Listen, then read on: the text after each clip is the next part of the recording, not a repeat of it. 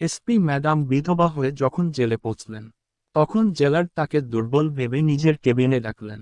তারপর তাকে একা পেয়ে অপমানজনক আচরণ করতে গেলেন। তখনই এসপি ম্যাডাম যা করলেন তা দেখে আপনার শরীরও শিহরিত হয়ে উঠবে। শেষ পর্যন্ত এসপি ম্যাডাম এমন কি করলেন তা জানতে হলে সম্পূর্ণ গল্পটি শুনুন। তবে তার আগে অনুরোধ, আমাদের চ্যানেলকে লাইক, শেয়ার ও সাবস্ক্রাইবও করতে ভুলবেন না। তাহলে চলুন শুরু করা যাক আজকের গল্প। এই ঘটনার সূচনা হয় রাজস্থানের এক ছোট্ট গ্রামে। এখানকার বাসিন্দা প্রিয়াঙ্কা যাদব ছোটবেলা থেকেই পড়াশোনায় অত্যন্ত মেধাবী ছিলেন। তার স্বপ্ন ছিল একজন বড় এসপি অফিসার হওয়ার। কিন্তু এই গ্রামের মানুষের চিন্তা ভাবনা ততটাই সংকীর্ণ ছিল। এখানে বাল্যবিবাহ ছিল এক কঠোর প্রথা। এই গ্রামে মেয়েদের 12-13 বছর বয়স হলেই তাদের বিয়ের বন্ধনে আবদ্ধ করে দেওয়া হতো। শিক্ষার অধিকার, ক্যারিয়ার গড়ার স্বপ্ন, এসব যেন কেবল ছেলেদের জন্যই ছিল। জন্ম থেকে মেয়েদের এখানে বৈষম্য ও অবিচারের শিকার হতে হতো। এই সমাজ ব্যবস্থা মেয়েদের শুধু বোঝা হিসেবেই দেখত, আর ছেলেদের ভবিষ্যতের সম্পদ বলে মনে করত। গ্রামের কারোর বাড়িতে মেয়ে জন্মালে যেন দক্ষের ছায়া নেমে আসত।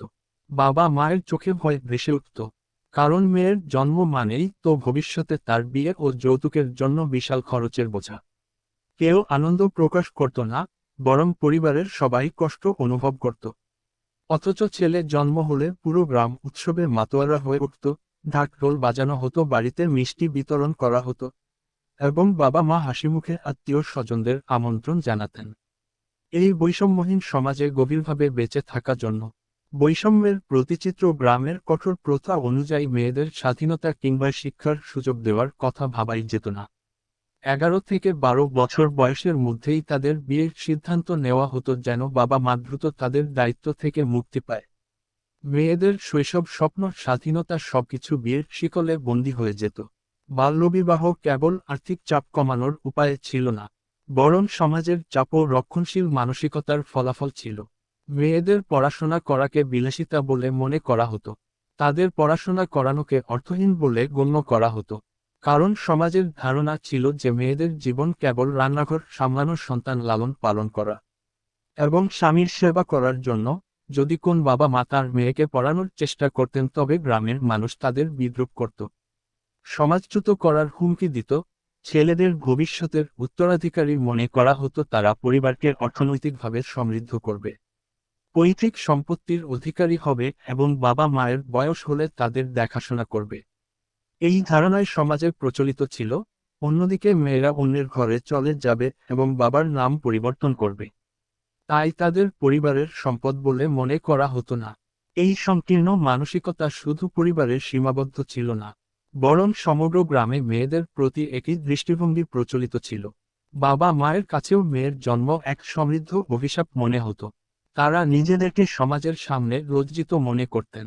মেয়েদের লালন পালন কেবল একটি বোঝা হিসেবে গণ্য হতো, তাদের ভবিষ্যৎ গড়ার কোন রকম চেষ্টা করা হতো না। এই কঠোর সামাজিক বাস্তবতা প্রজন্মের পর প্রজন্ম ধরে মেয়েদের শিক্ষার অধিকার কেড়ে নিচ্ছিল এবং তাদের স্বপ্নকে দমিয়ে রাখছিল। যদি কেউ এই মানসিকতার বিরুদ্ধে যাওয়ার চেষ্টা করত, তবে সমাজ তাকে করত, এমনকি গ্রামের পঞ্চায়েতও এতে হস্তক্ষেপ করে পরিবারকে হুমকি দিত। মেয়েদের ছোটবেলা থেকেই শেখানো হতো যে তারা দুর্বল, তাদের কণ্ঠস্বরের কোন মূল্য নেই, এবং তাদের অস্তিত্ব শুধুমাত্র অন্যদের সেবা করার জন্য। এমন পরিস্থিতিতে কোন মেয়ে নিজে প্রতিষ্ঠা হওয়ার স্বপ্ন দেখা বা নিজের পরিচয় গড়ে তোলার কোথাও ভাবত না। এই সংকীর্ণ মানসিকতার প্রকৃত উদাহরণ দেখা গেল যখন প্রিয়াঙ্কা 11 থেকে 12 বছর বয়সে পৌঁছালো। তখনই তার বিয়ে গ্রামেরই এক ছেলের সঙ্গে ঠিক করে দেওয়া হলো। ঠিক হয়েছিল 18 বছর বয়স হলে তাকে শ্বশুরবাড়ি পাঠিয়ে দেওয়া হবে।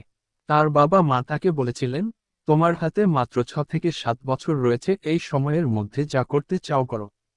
তারপর তোমাকে স্বামীর ঘর সামলাতে হবে। এমন কিছু করো না যাতে আমাদের সমাজের কাছে লজ্জিত হতে হয়। কিন্তু প্রিয়াঙ্কা তার স্বপ্নগুলোকে এভাবেই ভেঙে দিতে চায়নি। সে একজন বড় এসপি অফিসার হতে চেয়েছিল। সিনেমায় এসে দেখেছিল মেয়েরা পুলিশ অফিসার হতে পারে, তাদের সম্মান, ক্ষমতা ও মর্যাদা দেওয়া হয়। সে চেয়েছিল নিজের পরিচয় গড়ে তুলতে এবং বাবা মায়ের নাম গর্বিত করতে। কিন্তু তার স্বপ্নের প্রতি তার মা বাবার কোন গুরুত্ব ছিল না। তারা বলেছিলেন তুমি যদি আমাদের লাশের ওপর দিয়ে হাঁটতে পারো তবেই এমন স্বপ্ন দেখতে পারো। যদি তুমি কথা না মানো তবে তারা আমাদের গ্রাম থেকে বের করে দেবে। তুমি কি চাও তোমার বাবা মা বৃদ্ধ বয়সের রাস্তায় রাস্তায় ঘুরে বেড়াক? যদি চাও তবে তুমি তোমার ইচ্ছেমতো জীবন গড়ো।